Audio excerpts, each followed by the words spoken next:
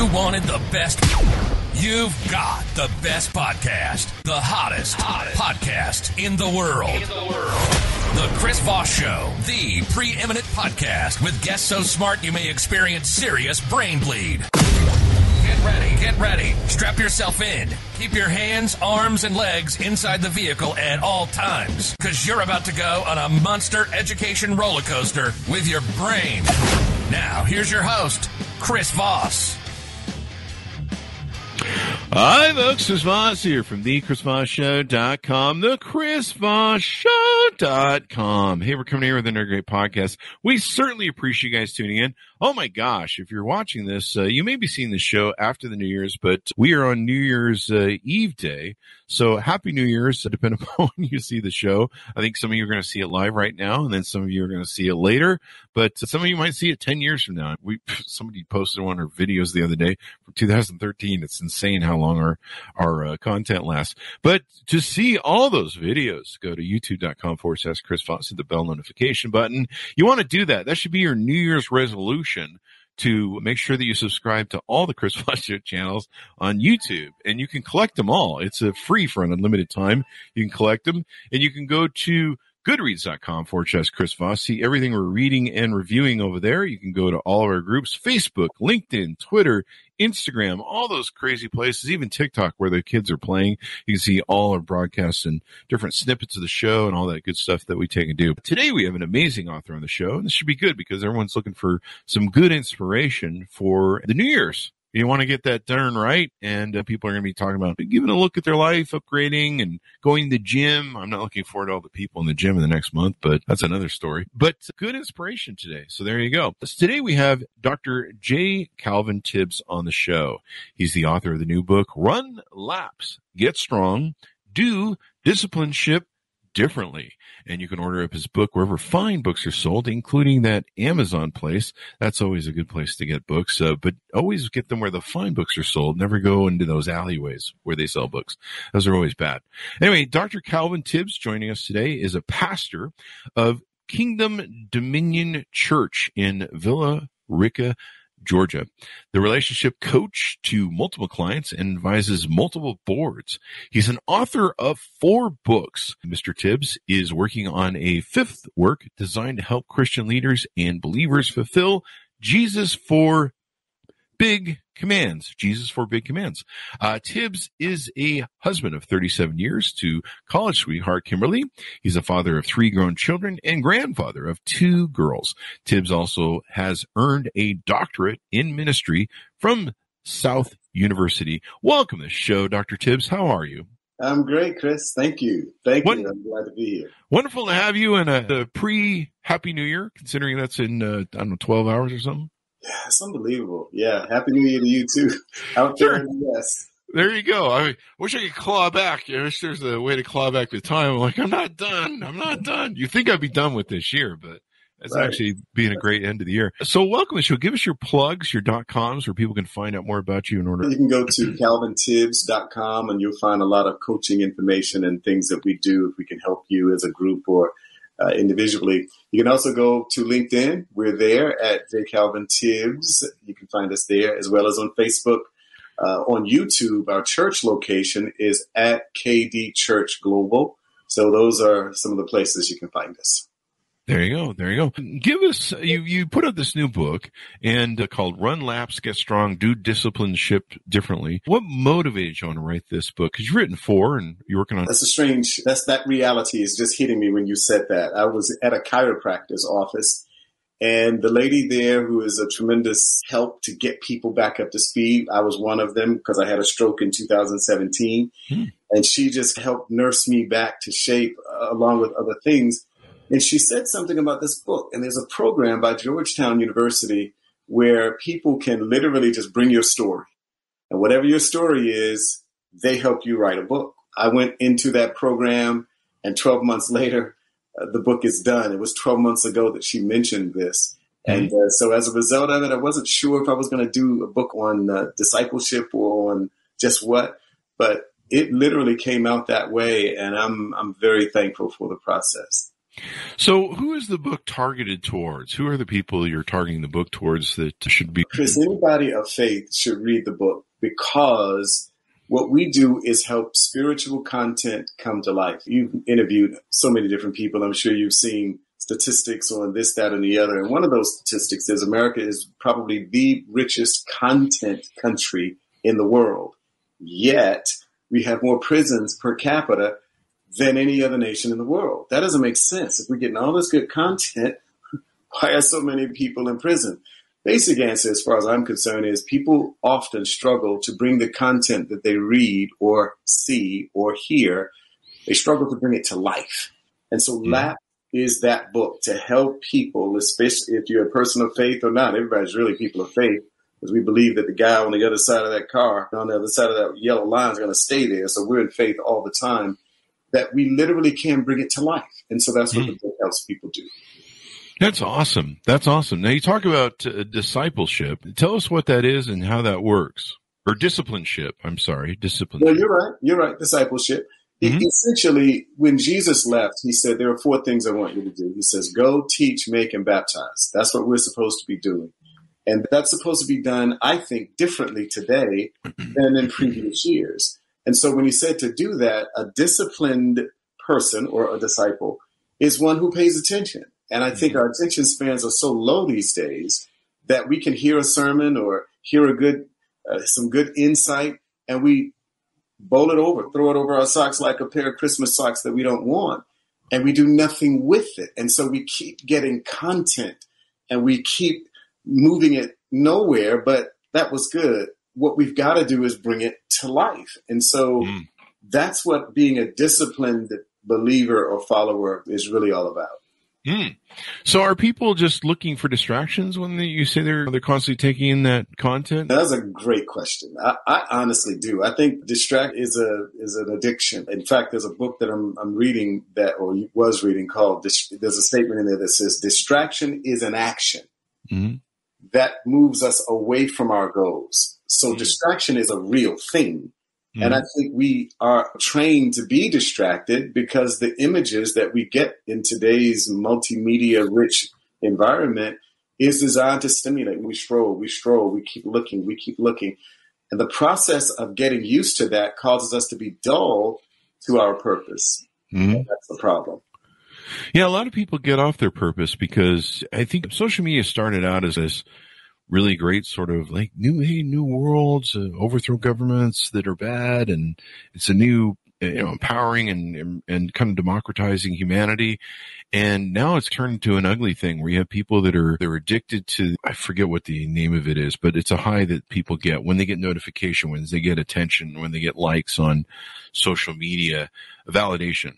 And so you have this attention validation generation that people are just a lot of narcissism. I've been guilty of, especially during the pandemic when it first hit. I'd sit at night on TikTok and wake up or look up and 4 hours later on TikTok. I've been distracted, and it keeps me off my purpose of what I need to do to succeed in life. Yeah. That reality, I think, is something that we all fall into the soup of, and discipline is necessary to get us out of it, because we were just receiving. And there's nothing wrong with that. But at some point, we got to give. And if we haven't retained what we've heard, then we have nothing to give. And we want to get out of that loop so that we can add greater value to people's lives. Yeah. And pursuing a purpose, that was one of the things that kind of got lost during the coronavirus, and then got focused on what's my value in life? What's my purpose in life? And I really started honing back into what that was and realizing that, a lot of stuff was distracting me. We've been distracted a lot by, there's the coronavirus and things are going to hell and stuff. And those are valid. That's valid news. Living in a state of fear all the time and feeling disempowerment from the fear takes you off your purpose. And there are still ways to achieve your purpose and move through life regardless of what's happening for the most part. Yeah, I like that statement that sometimes people say purpose is like trying to find a needle in the haystack, and I reverse it and say your purpose is it's everywhere. And because it's everywhere, and yet coronavirus has helped some people come to that purpose revelation, specifically when it comes down to 80% of people really don't even like their jobs. Why are they even over here? If I do something long enough that I don't like, it's going to dull what I'm really here for. And if that gets suppressed enough, then I'm just a wandering generality, for lack of a better term, and it affects my identity. And now I'm a junkie for anything just to feel better about myself. And again, the book helps people become a lot more intentional in that regard. With the title of your book, excuse me, it's called Run Laps, Get Strong. What does Run Laps mean to you and Get Strong? What sort of, what are you trying to convey to the LAPS, the LAPS, is literally an acronym, and they have to read the book to get the acronym. But what it essentially does is when a person takes a look at material, or they listen, or they see material, or they hear material, what the book helps them do is do something with that material. It doesn't take long. It's just 4 quick steps, the L, the A, the P, and the S. And what they're supposed to do is the idea of running laps is the process of, for example, when your show is done and I take a look back at this, I'm going to ask myself some questions about what just occurred if I'm going to grow. Otherwise, I check the box and move on to the next growth. But if I take just a few minutes to literally go through 4 easy steps to find out what I picked up in what I just saw, now I'm becoming what the scripture calls a doer of the word and not a hearer only, which creates deception. And a lot of us are deceived into thinking that the more we consume, the better we are. That's not necessarily true. The more we can digest what we've consumed, the better we are. So that's what running laps is all about. Some people, they go through life and they're just on autopilot. They're just trying to, and some of it's survival. Sometimes they're just in survival mode, but like you say, they may be off their purpose and they're not focused on what their purpose is. They're just trying to get by from one day to another and they're not really paying attention.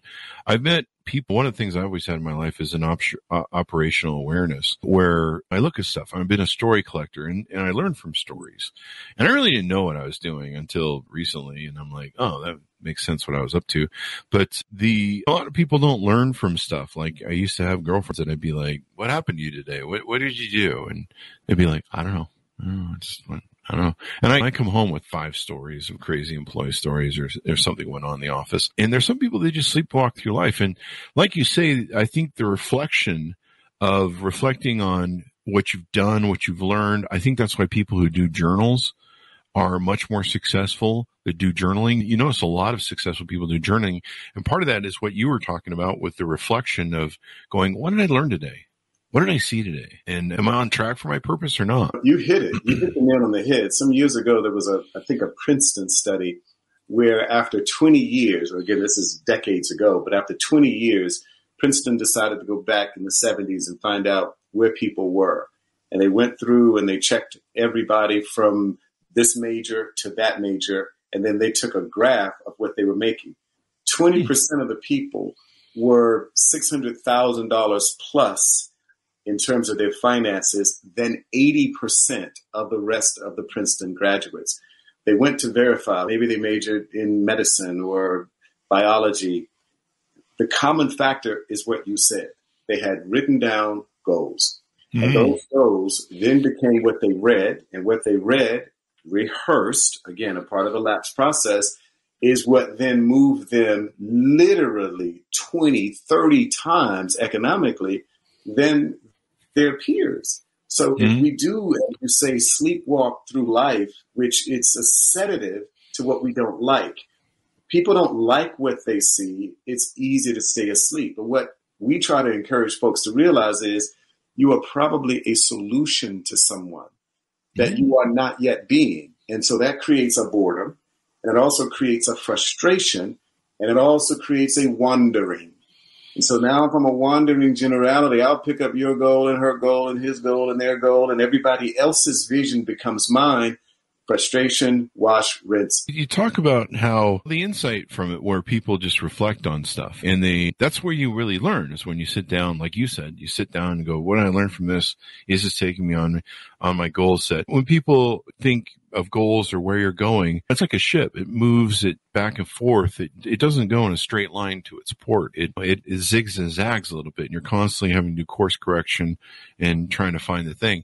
And so I think that's probably what you're talking about when you talk about reflecting on these different things. Yeah, definitely. And you used a term, I'm smile, because we use a term called course correction and narrative protection. Course correction is the process where, just as you indicated, along the way, even airplanes often take off going in the wrong direction. But they have to adjust if they know their course. If in life we don't know our course, every wind that blows us further away and gets us more and more frustrated, perhaps more fatigued. But if we know the course, then the narrative can be protected. I know we missed it. I know that didn't work. I know that's a setback.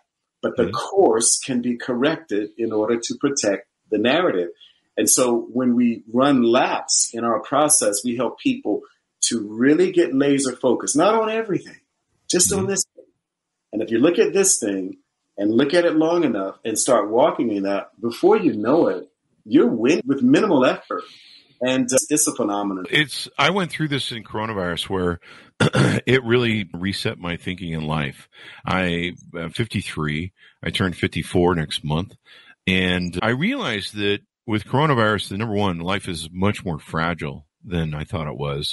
I think we all were living a little immortal before coronavirus. Like, yeah, we can run around, do whatever we want, breathe on everything and lick walls and glass, but cough on everything. But now we've realized that life can send you some wingdings, and you've got to adapt, and it's fragile. One of the things, when I first came into coronavirus, I had two sisters in care centers. I had a 70-year-old mother, and I was like, I have one goal. It really honed everything for me on a value scale where I was like, what is the most important thing in my life?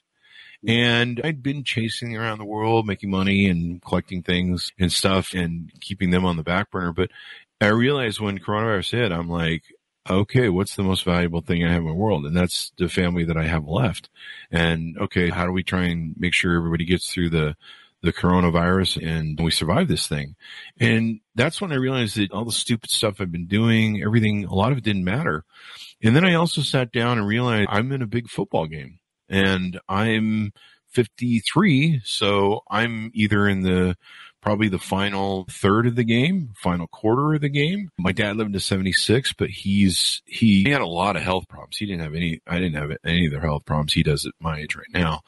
So I'm hoping that my runway's longer, but even then, you have to look at the game and go, what's the next virus that's going to come? It could be, we've had biologist authors on the show that have said, we're really lucky this wasn't like an Ebola sort of, or E. coli Ebola thing, which it very well could have been, where we just melt down from the inside. So there's still time.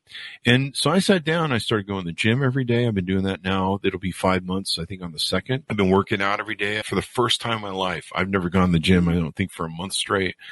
And so I'm feeling better. I'm realizing that I got to really take care of the quality of my life, and I'm being more reflective and really honed down to where I'm like, I need to work on my purpose. It's time to quit screwing around. So that's kind of what I arrived to. And I think some of that may be along the same analogies of what you're talking about in the book. It definitely is, Chris. The reality of purpose for people is the critical element. I was reading a very high-powered executive the other day whose last name was Rilla.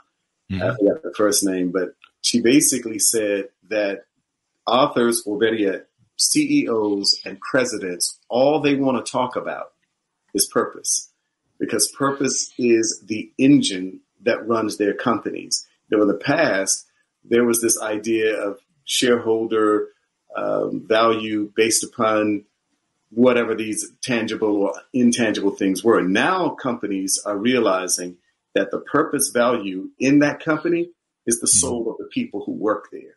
And now that adjustment is being made. Zuckerberg, who in 2017, that when you look at the value that is happening in the world and what's coming to the planet with regards to what he projected, millions of jobs being lost due to technology, he said if there is a loss in meaning in the person, they won't know what to do now that their jobs are no longer available and that they as people are no longer required. So purpose becomes something everybody's got to find out, because to be honest, there's room for everybody's purpose. There's no, premium of purpose. There's a deficit of purpose. As far as I'm concerned, we literally call it purpose deficit disorder.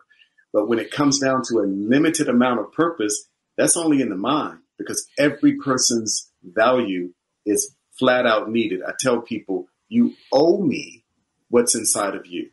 So purpose is at the top of the list. There you go. What else do you want to touch on in what you do and how you do it? I want to touch on the reality of kind of what I just mentioned. The purpose, there's a verse in Romans 8:28 that says we know that all things work together for the good for those who love the Lord, for those who are called and according to his purpose. That word purpose is bread, which doesn't make sense to a lot of people. What do you mean we're called in accordance with bread? Bread is a collaborative act. Bread is collaboration because bread does not grow in the wild. What you have to do to get bread is you have to go and get wheat. But wheat doesn't become bread without collaboration. And this is why we need each other. The reality of you needing a guest, me needing a platform, you needing an expression, others need it. We all need each other. And there's value all up and down the scale in what we call a value network. And when people can put their purpose together with another person's purpose, they'll never run out of joy. They'll never run out of things to contribute. They'll never, as they say, look for purpose like a lost set of keys. They'll find the place that their purpose connects to. And so whether that be in the marketplace where that's done or in religious or in church environments where that's done, the purpose is everywhere. There's purpose capital all over the planet. And if we can encourage people to find out why you're here, why are you here, is the reason that we need to be about the business of being here, not just surviving here, but being here. And the last piece on this particular point is thinking about how if everybody on the planet, everybody made $10 an hour, everybody. Now, I know there'll be a few angry people, especially in America, but if everybody made $10 an hour, the question would be for that person who's listening, what would you do? Because you and Bill Gates, you and the president, you and the senators, you all make the same. So the power level is the same. What are you doing? What would you be doing? And whatever the person says they would do for that $10 an hour, because by the way, they're making 10, NFL guys make 10, NBA, LeBron, love you, $10 an hour. Because the answer to what you would do is where your value is. If you can add value, if you really thought about all of the things you could do, and you're now like, you know what, this is what I'm going to do. Because no one's above anybody else here in terms of the economic scale. That's probably where the person's purpose is located. They may not necessarily want to go back to law school to become a lawyer or go to med school to become a doctor, but maybe they're in the field of medicine helping with pharmaceuticals, or maybe they're in the field of law and they're just helping that young person navigate what they just got into trouble with. So if we can find that, we'll find that's probably where our purpose begins, and the journey at that point can start. There you go. That's beautiful what you just said. Yeah, people need to realize that a purpose-driven life is a much more fulfilling life. Having a purpose, feeling like you're there. I suppose a lot of people do turn to religion because they're looking for some sort of purpose in life, and they're trying to find, why am I here? What is the point? What's going on? And maybe what happens after this? And so a lot of people struggle with that. But yeah, finding a purpose. And I think some people accept a lot of like social purpose, but it's not theirs. Like, what do you do? What do you want to do with your life? Go to college. Okay, what do you do college? What do I do now? Get married, have kids. Okay, so I did that. Now, a lot of people are just following like the social program, if you will. And it's, no, what is your true purpose in life, and what motivates you, what fires you up? Because they're all different. There's different things. Like, I have friends that are brilliant artists. They can work with paint or whatever, and they can design stuff. I'm clueless as to how to do that, but they have their purpose, and that's their love. And I found my loves in life, and I'm always constantly adventuring and looking for more. Maybe there's some other door, and we evolve too across our life. So that's another way of, sometimes your purposes change. That's exactly right. It's what you're describing, we call the institutionalized purpose, where people are just institutionalized. Yeah, I'm going to get a wife, and I'm going to get a dog, and I'm going to get a house. And we're going to just keep getting. But the fact is, an institutionalized purpose is a frustrated lifestyle. I work with couples a lot, both premarital and marital. I help in some regards, rescue ladies from bad relationships with guys so that they won't cry at night. And in some of those instances, of course, it doesn't mean it's the reverse. Some guys need to be rescued from some ladies too. But nonetheless, when it's all said and done, when I recognize that there is no purpose, that they don't recognize their own purpose because they're institutionalized, it becomes a great starting point. Some get it instantly, and some I have to coerce into recognizing. This one lady, well, she's in the Northeast, big city. And she had just thrown this guy out for the third time. Oh, wow. And, yeah. And she was like, you got to help me with this and this, that, and the other. I'm like, first, I am not the guy to help you be dysfunctional. I am not the guy to help you further the pain you're already in. I'm coaching, if anything, I would be coaching you to stay gone. But you want me to coach you to help get him back. When you know your purpose, you eliminate error because you're no longer distracted by things that move you away from your goals.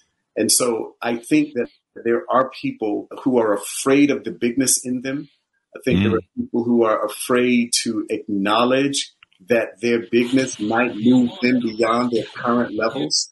I think that there are people who are also afraid to realize that if you dare step out, you're going to be out there beyond where you've ever been before, and you can live. No, I don't want to live. I want institutionalized purpose. I want to stay right here.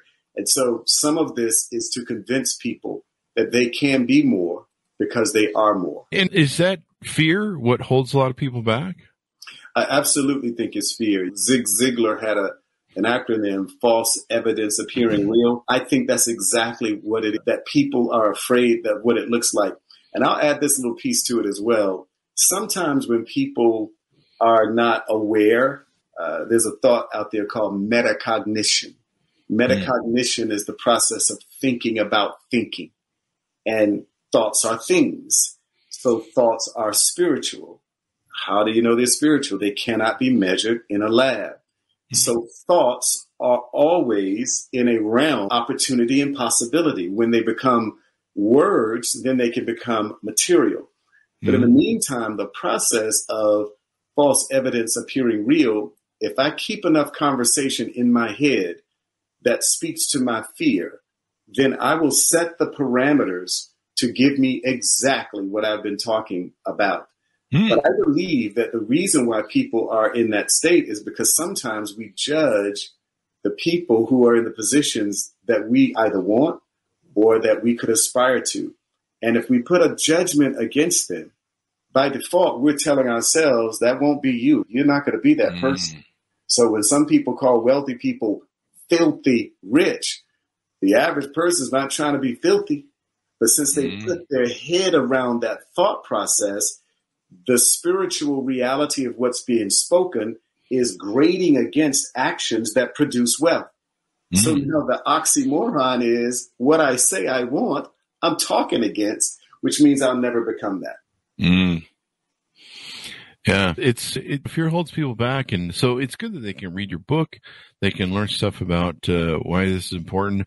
I certainly hone my focus. Like I said, realizing that I was in the last third of the game, or I'm definitely past the halfway point. Maybe some sort of advances in robotics or science will make it so I can live 108 or something, but I'm not really sure. I've seen people on the internet that are like over 100, and they usually have this look in their eye, kill me, please. No, I'm just kidding. But like seriously, but no, I think I saw someone who's 105 or 100. They were 100 plus, and they just ran a 10K or something, or a 1K, and it was a fine young lady. Let's put it that way. So I'm like, wait, 100-year-old ran a race that I probably can't. Okay, you need to get your butt in gear. That gives you perspective. But yeah, finding purpose and this coronavirus really honed my purpose. I was like, okay, I'm in the later stages of the game, and it's time to get serious. So you run down a road, like, yeah, I can screw around with your youth because I got plenty of time. And then you realize when you hit your older stages that you don't. And sometimes that youth could have been spent a whole lot more working on stuff. Yeah, I've looked at some of those centenarians also, and I looked at where they are in the world. And most of them are not here. And unfortunately, that's because, or fortunately, it is because the American diet is not beneficial towards long-term health. And when you're in different countries, and there was no one thing. For some areas, it was fish. For other areas, they drank wine. In other areas, they were farming. But in all of these locations, they had the one thing that Americans don't typically do, and that is not only a rich diet in what's good for the body, but they moved. Yeah. You know, back in the Old Testament and back even beyond, or in our own years gone by, people walked. And that walking was not a treadmill. It was just from here to there. And that by itself was a sedative. It calmed. It was normal to be Andy Griffith-like, sitting on the porch, thinking about stuff that you keep thinking about until Andy said, just do it, Barb. Because ultimately the body here is stimulation. Look at this. And so living life in the red, I think it's made it a hard thing for people. Maybe somebody will do that study on the effects of certain things and the physiological activity and how it affects health. You just brought me back to my Mayberry days. I grew up watching that show. And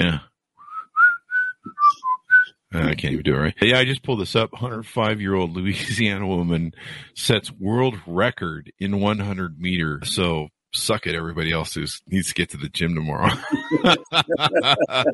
As we go out, anything more you want to touch on, sir? I want to just really encourage everyone. If you can go check out our website at also our church website at KD Church. We just want you to live the best life possible. It was a life that was designed for you. I'd like to go over to Psalms chapter 139, around verse 17. It says, before I was an embryo, you wrote in a book every word before I lived in. It's a very little known verse that even Christians don't often look at, because it's like, what do you mean by that? And I mean by that, we all have a book. I know that there are books we can read, but there's a book about us. And sometimes we are off the page because we're writing our own script. But the fact of the matter is, there are things about you that we need.